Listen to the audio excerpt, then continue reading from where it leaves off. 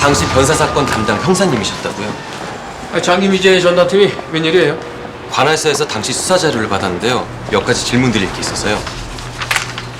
최초 발견자가 낚시꾼이었는데 그 시신이 입고 있던 옷 안주머니 지갑에서 발견된 주민등록증으로 신원이 확인됐다고요. 거기 적혀있는 그대로예요. 시신의 그 부패가 심했을 텐데 유가족이 어떻게 자기 가족인 걸 확신하는 거죠? 뭐 입고 있던 옷과 유류품이 고인의 것이 확실하다고 하더군요. 그런데 이해가 안 가는 부분이 있습니다. 사망한 신다의 집은 서울이었어요. 여기와는 1시간 반 거리죠. 그런데 잠옷 위에 외투 하나 달랑 걸치고 여기까지 왔다는 겁니까? 맞아요. 나도 그 점이 가장 이상했어요.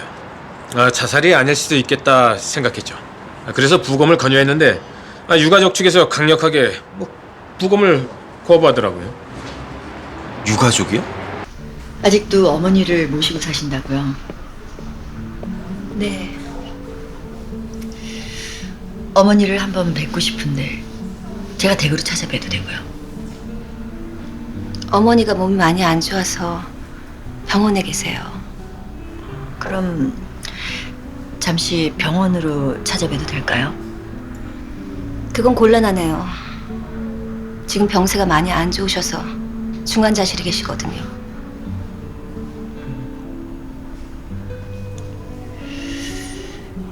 사망한 신다혜 씨의 시신을 직접 확인하셨다고요?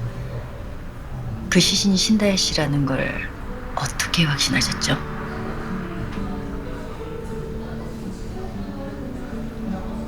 키도 머리 길이도 다 동생하고 비슷했어요. 입고 있던 옷도 동생 거였고요. 혹시 신다혜 씨가 남긴 유품을 좀 볼 수 있을까요? 아니요. 모두 태웠어요. 네? 유품을 모두 다요? 네. 엄마가 너무 힘들어하셨어요. 도움이 못 돼서 미안합니다. 자살이 아닙니다. 보통 자살 장소는 감정적인 관련이 있거나 지리감 있는 경우가 많습니다. 하지만 신다희와 미강 저수지는 전혀 상관이 없었어요. 게다가 자살을 생각하고 호수까지 일부러 갔다면 우발적 자살이 아니라 모든 걸 계획한 자살이었을 겁니다. 그런데 잠옷 차림에 외투를 걸치고 있었어요. 하나부터 열까지 맞는 게 하나도 없습니다. 누군가 신다희를 죽이고 자살로 위장했을 가능성이 큽니다.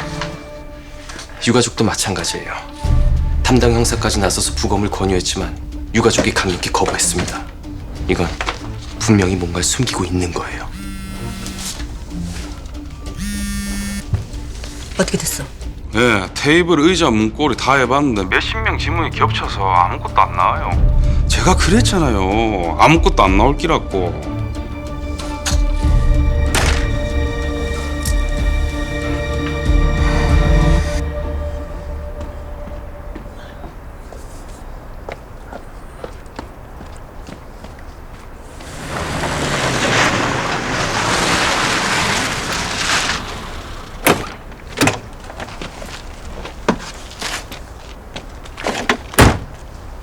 어디 가십니까? 무슨 일로 오신 겁니까? 아니 난 진짜 여기 작물이 있는지 몰랐어요. 이 여자 알죠? 이 여자 한세규랑 도대체 무슨 관계입니까? 한세규가 훔친 작물을 이 여자가 가지고 있었습니다. 이 별장에 드나든 거 맞죠? 세규 애인인가? 천하의 개망난이한테서 애인이 있었겠어요? 그냥 갖고 논 거예요.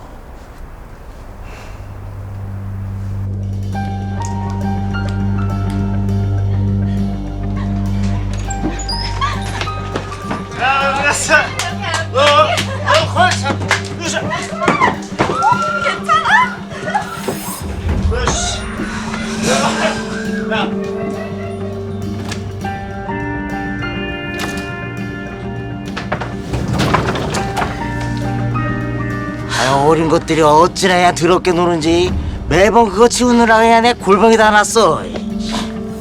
그 이후에도 왔어요? 그 대도 사건이 벌어지고 난 다음에 작물이 여기 있을 때도.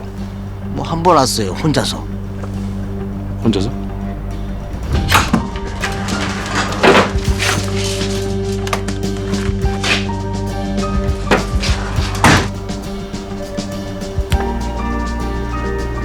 그때 신다이가 작물을 가져간 거야.